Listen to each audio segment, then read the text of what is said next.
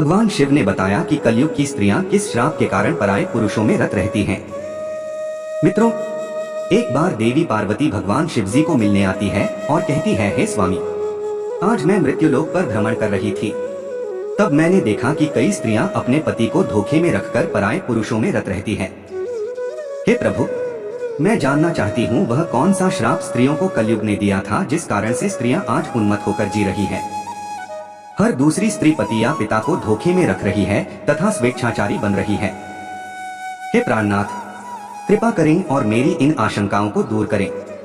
मित्रों, भगवान शिव कहते हैं, हे देवी पार्वती, आज आपने जो कलयुग की स्त्री के विषय में प्रश्न किए हैं वह एक अटल सत्य है। यह कलयुग के कली पुरुष का श्राप है जिसकी कथा मैं आपको आज सुनाता हूँ। हे देवी, जो भी मनुष्य इस कथा को पूरा ध्यान से सुनता है वह अपने जीवन साथी को कभी धोखा नहीं देता है तथा उन्हें मनचाहे जीवन साथी की संगति प्राप्त होती है और समय के साथ साथ उनके प्रेम में वृद्धि होती है।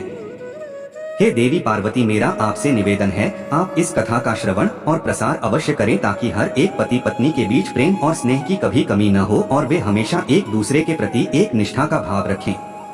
मित्रों, भगवान शिव कहते हैं, हे देवी पार्वती, यह एक सत्य घटना पर आधारित कथा है जो कि आज से 5000 साल पुरानी है। जब कलयुग शुरू हो रहा था, निषेध देश के वीरसेन के पुत्र नल नाम के एक राजा थे। वे रूप और गुणों से परिपूर्ण होने के साथ साथ सभी तरह के अस्त्रों शस्त्रों में उन्हें महारत प्राप्त था, किंतु उन्हें एक खेल खेलने की बुरी आदत थी। उसी काल में विदर्भ देश पर भीष्मक नाम के एक राजा राज्य करते थे। उन्होंने दमन ऋषि को प्रसन्न कर उनसे वरदान के रूप में 4 संतान प्राप्त की थी, जिसमें से 3 पुत्र और 1 कन्या थी। पुत्रों के नाम थे दंभ, दांत, दमन और पुत्री का नाम था दमयंती। देवी लक्ष्मी के समान रूपवती थी। ऐसा भी माना जाता है कि उस समय तीनों लोकों में दमयंती के समान कोई भी कन्या सुंदर नहीं थी।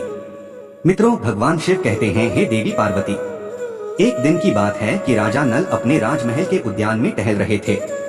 उसी समय उनकी नजर कुछ हंसों पर पड़ी। उसमें से एक सुंदर हंस को नल ने पकड़ लिया। तब हंस ने राजा नल से कहा, हे राजन, अगर आप मुझे छोड़ दो तो मैं विश्व सुंदरी राजकुमारी दमयंती के पास जाकर आपके गुणों का ऐसा वर्णन करूंगा कि वह आपसे ही विवाह करेगी। राजा नल ने भी दमयंती के रूप की चर्चा पहले ही अपने दरबारियों के मुख से सुन चुके थे और मन ही मन दमयंती को पाने की चाहत भी रखते थे। वह उसे विवाह करना चाहते थे। मित्रों, भगवान शिव कहते हैं, हे देवी पार्वती, हंस की बातें सुनकर राजा नल ने उसको छोड़ दिया। इसके बाद वे सभी हंस उड़कर राजकुमारी दमयंती उद्यान में चले आए। वहीं दूसरी तरफ दमयंती हंसों को अपने महल के उद्यान में देखकर बहुत खुश हुई। वह भी हंसों को पकड़ने के लिए दौड़ने लगी। उसने जिस हंस को पकड़ा तभी वह हंस बोल उठा, हे रानी दमयंती, निषाद देश का एक नल नाम का राजा है। वह राजा बहुत ही सुंदर है। मनुष्यों में उसके समान सुंदर और कोई भी नहीं। वह मानो साक्षात कामदेव का ही स्वरूप हो। यदि तुम उनसे विवाह कर लो तो तुम्हारा जन्म और रूप दोनों ही सफल हो जाएगा। जैसे तुम स्त्रियों में सबसे रूपवती हो, वैसे ही राजा नल पुरुषों में सबसे सुंदर है।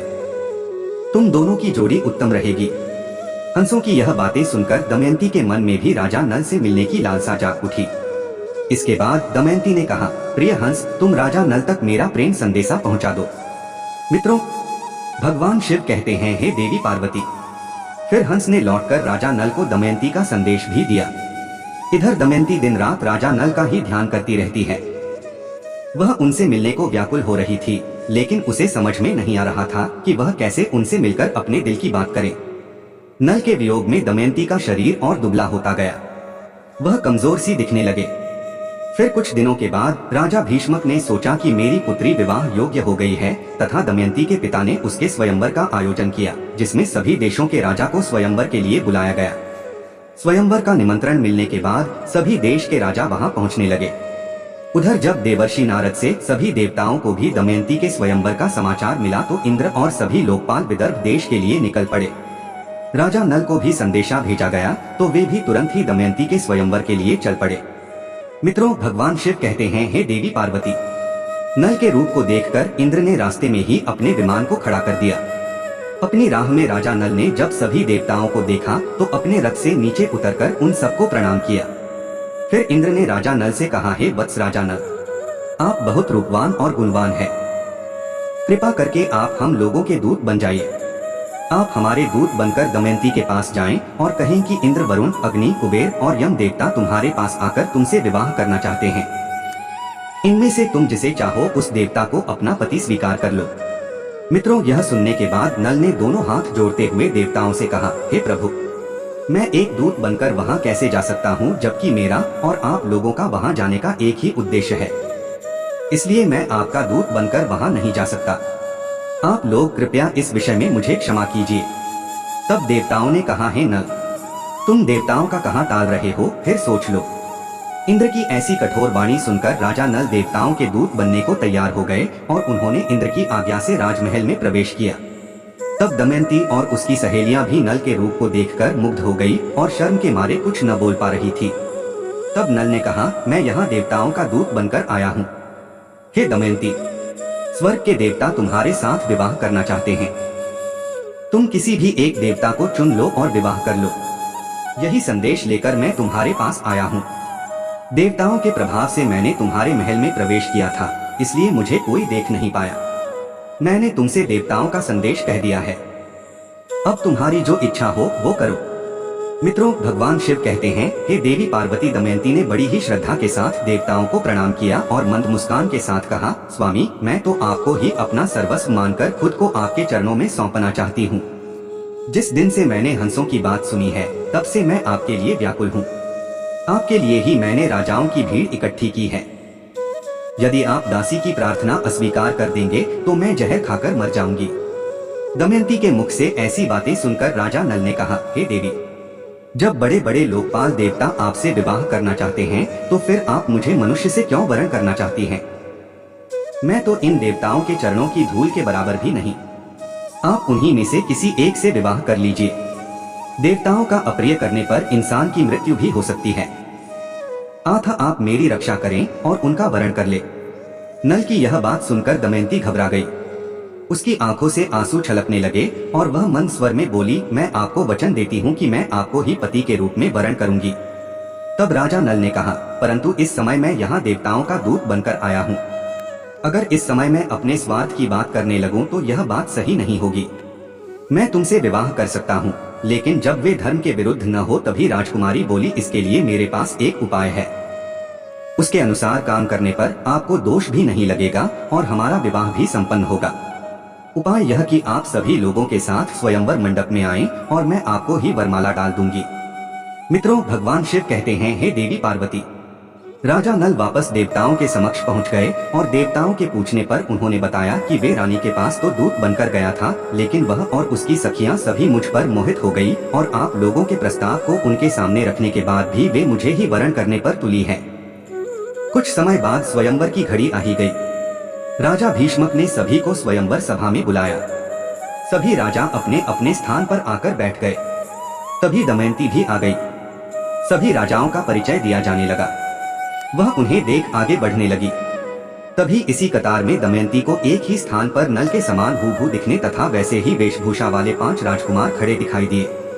तब वह हैरान हो गई और मन ही मन विचार करने लगी कि इन 5 में से राजा नल को कैसे पहचाने। तभी वह समझ गई कि यह देवताओं की माया है और अंत में दमयंती ने निश्चय किया कि इस समस्या से बाहर निकलने के लिए वह देवताओं से ही सहायता मांगने लगी और अपने हाथ जोड़कर देवताओं की स्तुति करने लगी और कहने लगी, हे देवताओं, हंस के मुंह से नल का वर्णन सुनकर मैंने उन्हें ही पति के रूप में वरण कर लिया था और उसी को पाने के लिए मैंने यह स्तुति शुरू की है। कृपा करें, आप लोग अपने साक्षात रूप में प्रकट हो जाए, जिससे मैं राजा नल को पहचान सकूं। देवताओं ने प्रसन्न होकर उसे ऐसी शक्ति दी जिससे वह देवता और मनुष्य में अंतर कर सके। तत्पश्चात वह राजा नल के गले में माला डालकर उसका वरण कर लिया।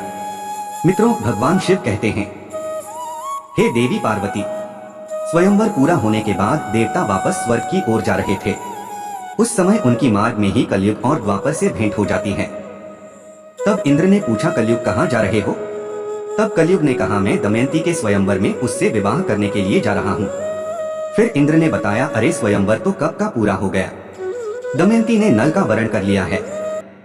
हम लोग तो बस देखते ही रह गए। यह सुन कलयुग बोला, यह तो अनर्थ हो गया। उसने देवताओं का घोर अपमान किया है, इसलिए उसे इस अपराध दंड अवश्य मिलना चाहिए। तभी देवताओं ने कहा, दमयंती ने हमारी आज्ञा प्राप्त करके ही नल को वरण किया है। हे कलि, वास्तव में नल सर्वगुण संपन्न और उसके योग्य वर है। वे धर्म के बड़े ज्ञाता भी हैं, इसलिए उसको श्राप देना पुण्यवान ब्राह्मण को नरक में गिराने के समान है, जो कि एक महापाप है। मित्रों, भगवान शिव कहते हैं, हे देवी पार्वती। ऐसा कहकर देवता आगे बढ़ गए, लेकिन कलयुग और द्वापर इसी विषय पर बात कर रहे थे।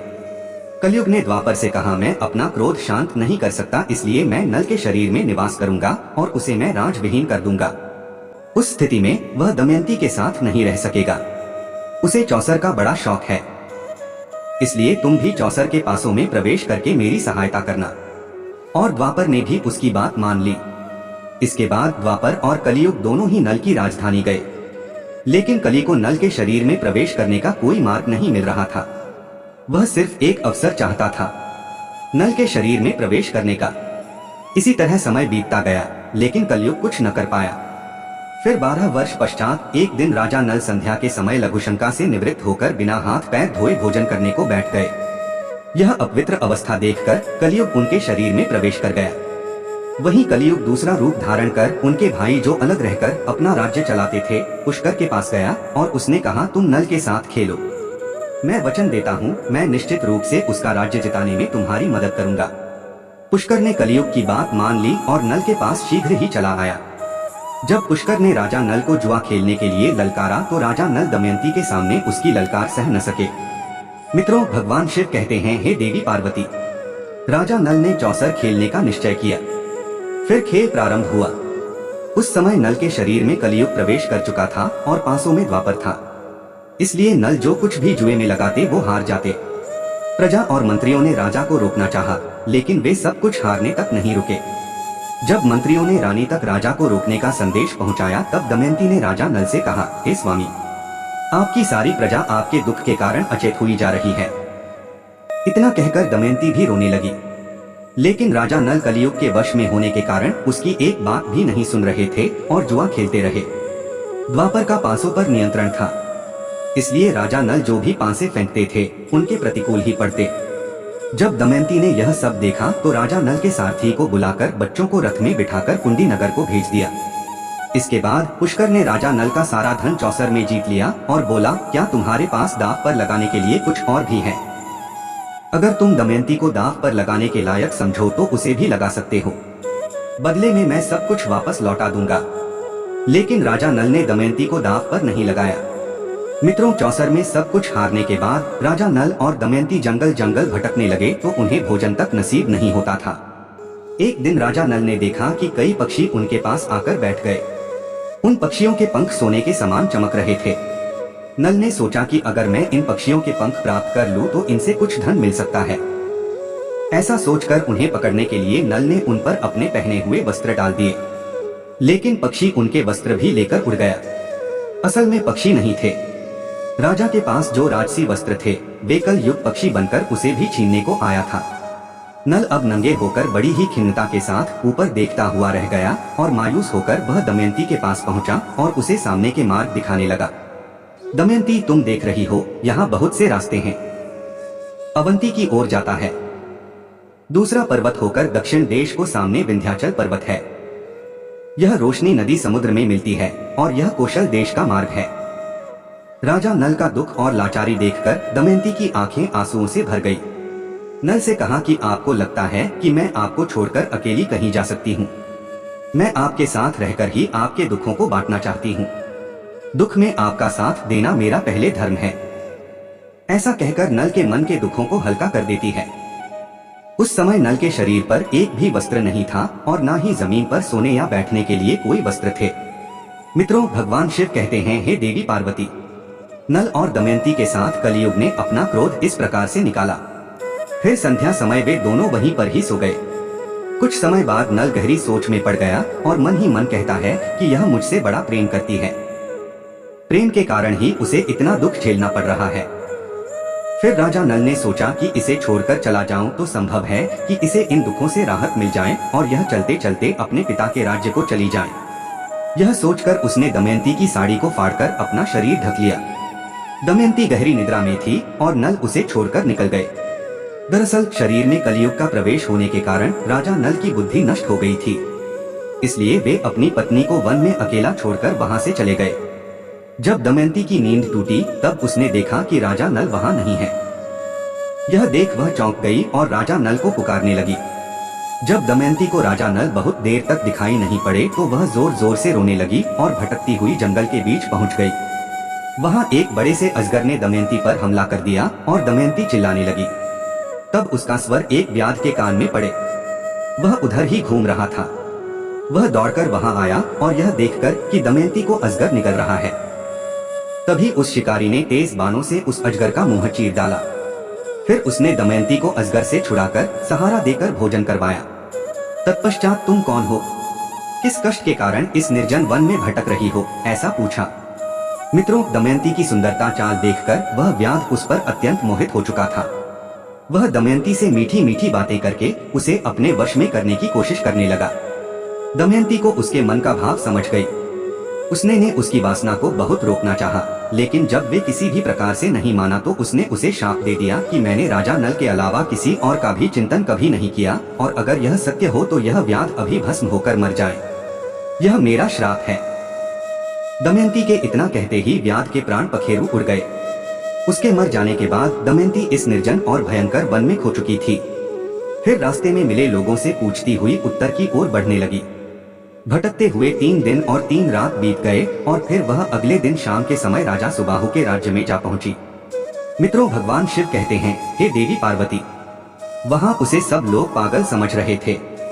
बच्चे उसे परेशान कर रहे थे। तभी उस राज्य की राजमाता की नजर दमयंती पर पड़ी।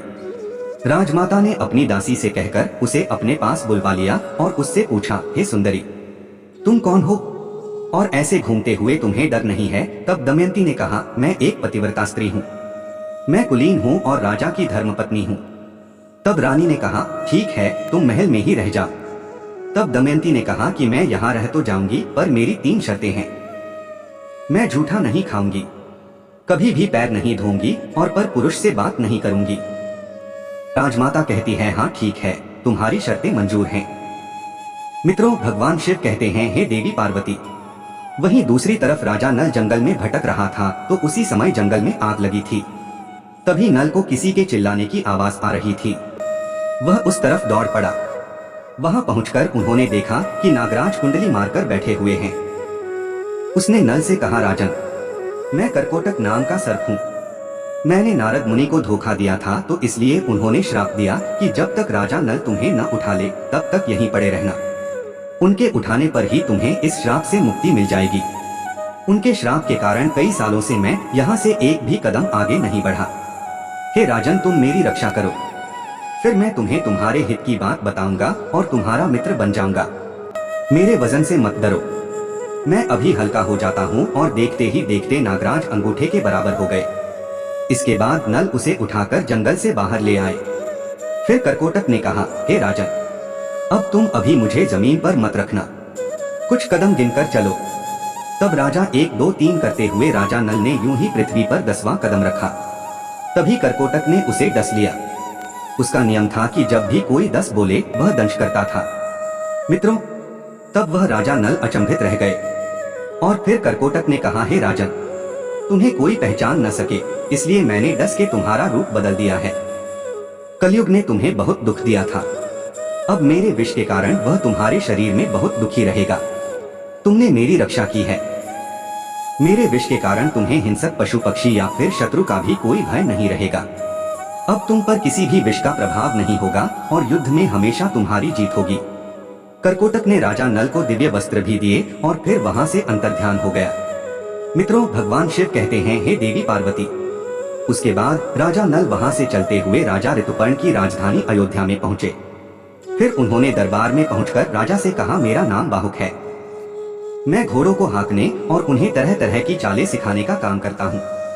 घुड़ विद्या में मेरे जैसा निपुण इस समय पृथ्वी पर और कोई भी नहीं। बाहुक की बातें सुनकर उसे राजा अपने पास रख लेते हैं। उन दोनों की अच्छी मित्रता बन जाती है। राजा नल ऋतुपर्ण को घुड़ विद्या सिखाते हैं और ऋतुपर्ण नल को चौसर का खेल सिखाते हैं। अब इसी तरह कुछ दिन बीत जाते हैं। मित्रों, उधर जब राजा विदर्भ को यह समाचार मिला कि उनके दामाद नल और पुत्री दमयंती राजपाट विहीन होकर वन में चले गए हैं, तब उन्होंने सुदेव नाम के एक ब्राह्मण को नल और दमयंती का पता लगाने के लिए चेदी नरेश के राज्य में भेज दिया। उसने एक दिन राजमहल में दमयंती को देख ही लिया। उस समय राजा के महल में कोई धर्म कर्म का कार्य हो रहा था। दमयंती सुनंदा के साथ बैठकर वह कार्यक्रम देख रही थी। इस समय सुदेव दमयंती के पास गया और उससे बोला, मैं तुम्हारे भाई का मित्र हूँ, मैं तुम्हारे भाई की आज्ञा से तुम्हें यहाँ ढूंढने आया हूँ। तब दमयंती ने भी उसे पहचान लिया। वे सबका कुशल मंगल पूछने लगी और पूछते पूछते रो पड़ी। तब सुनंदा दमयंती को रोता देख घबरा गई और उसने अपनी माता के पास जाकर उन्हें सारी बात बताई।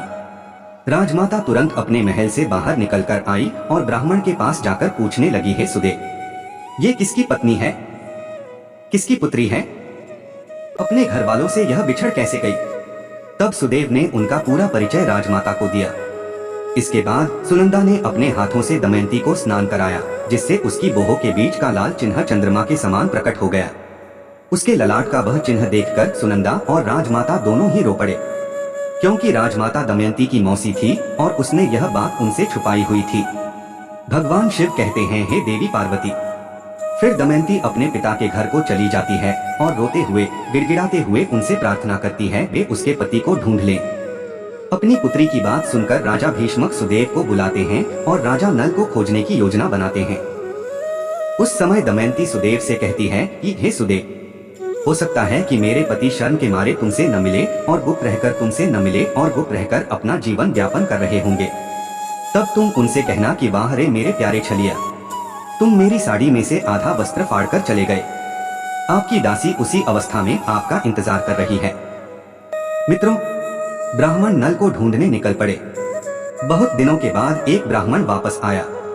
उसने दमयंती से कहा, मैंने राजा ऋतुपर्ण के पास जाकर भरी सभा में आपकी बात दोहराई तो किसी से कुछ जवाब नहीं मिला, लेकिन जब मैं वहां से वापस आने लगा तब बाहुक नाम के एक सारथी ने मुझे एकांत में बुलाया। बाहुक शरीर से अत्यंत कुरूप और उसके हाथ छोटे छोटे थे। वह लंबी लंबी सांस लेकर रोता हुआ मुझसे कहने लगा, उच्च कुल की स्त्रियों के पति उन्हें छोड़ भी देते हैं तो फिर भी वे अपने शील की रक्षा करती हैं क्या? मति भ्रष्ट करने वाला पुरुष उस समय विपत्ति के कारण दुखी और अचेत था, इसलिए उस पर क्रोध करना उचित नहीं। जब वह अपनी प्राण रक्षा के लिए जीविका चला रहा था तब पक्षी भी उसके वस्त्र लेकर भी उड़ गए। मित्रों, भगवान शिव कहते हैं, हे देवी पार्वती। जब ब्राह्मण ने ये बातें दमयंती से कही, उसकी आंखों में आंसू भर गए। रोते हुए उसने अपनी माता को सारी बात बताई। तब दमयंती की माता ने कहा कि यह बात वह अपने पिता से न कहे, मैं सुदेव ब्राह्मण को इस काम के लिए भेजती हूँ।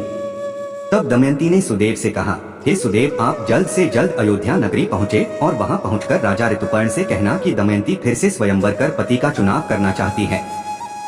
वहाँ बड़े बड़े राजा और राजकुमार आ रहे हैं और स्वयंवर की तिथि कल ही है, इसलिए अगर आप पहुँच सके तो वहाँ चले जाइए। जीने अथवा मरने का किसी को पता नहीं है, इसलिए राजकुमारी दमयंती कल शाम से पहले ही पति का वरण करेगी। यह बात सुनकर सुदेव अयोध्या गए और उन्होंने राजा ऋतुपर्ण से यह सब बातें बता दी। सुदेव की बातें सुनकर राजा ने बाहुक को बुलाया और कहा, और हमें जल्द से जल्द विदर्भ देश में पहुंचना है। मित्रों, ऐसी बातें सुनकर जैसे नल का कलेजा ही फट गया और उसने सोचा कि यह संभव नहीं है कि दमयंती दूसरा विवाह करना चाहती है। फिर नल और ऋतुपर्ण शीघ्रता से रथ में बैठकर विदर्भ में आते हैं। घोड़ों की चाल से दमयंती को पता लग जाता है कि हो न हो इस रथ का सारथी स्वयं राजा नल ही है। जब उसने खिड़की से बाहर झांककर देखा तो एक कुरूप व्यक्ति घोड़ों की सेवा कर रहा था। दमयंती को पता लग गया कि वही राजा नल है। वह दौड़ते हुए उनके पास गई और उसे गले से लगा लिया। तभी बाहुक ने करकोटक नाम के जो वस्त्र पहने हुए थे उसे उतार दिए और पत्नी के सच्चे प्रेम के कारण कलयुग का असर समाप्त हो गया, जिस कारण से वह राजा नल के शरीर से बाहर आता है और दमयंती का पति के प्रति प्रेम भाव देखकर उसे अत्यधिक घृणा हो जाती है।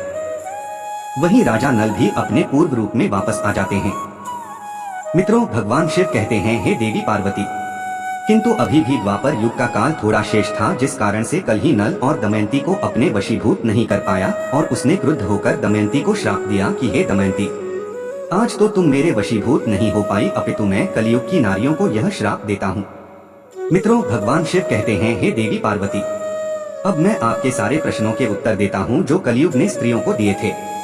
हे गौरी, कलयुग कहता है यह स्त्रियां आलसी बन जाएंगी, देर से उठेगी, पति के साथ ही भोजन करेगी। वे अपनी पति से कभी भी संतुष्ट नहीं रहेगी और अधिक धन की लालची बन जाएगी। आठ कलयुग में स्त्रियों का राज हो जाएगा। हर घर के पुत्र वधु काम के लिए घर से बाहर जाएगी। धन की प्राप्ति होने स्वेच्छाचारी बन जाएगी। उन्हें पति से ज्यादा पराये पुरुष अधिक पसंद होंगे।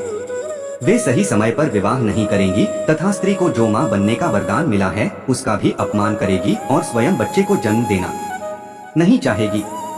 हे पार्वती, कलयुग की स्त्री कम वस्त्र परिधान करेंगी। उनका प्रेम भी झूठा होगा। बाल कटवा लेगी, ठीक से बच्चों और परिवार की परवरिश नहीं करेंगी तथा अपने घर के वृद्ध लोगों को घर से बाहर निकाल देगी। हे गौरी, कुंवारी कन्या जो कि स्वयं देवी का स्वरूप है वह भी विवाह पहले गर्भवती हो जाएगी। उनका पूजा पाठ में मन नहीं लगेगा। केवल दिखावे के लिए ईश्वर की पूजा करेंगी, किंतु जो लोग धर्म का पालन करते हुए ईश्वर का नाम स्मरण करते हैं उन्हें मुक्ति मिल जाती है। जो स्त्री पति और ईश्वर सेवा सच्चे मन से करती है वह देवी समान पूजनीय रहेगी। उन पर मेरा आशीर्वाद सदैव बना रहता है। अगर यह कथा आपको अच्छी लगी तो कमेंट में जरूर बताएं। वीडियो को लाइक करें, परिवार के साथ शेयर करें और कमेंट में हर हर महादेव जरूर लिखें। साथ ही चैनल को सब्सक्राइब करें। आप सभी का बहुत बहुत धन्यवाद।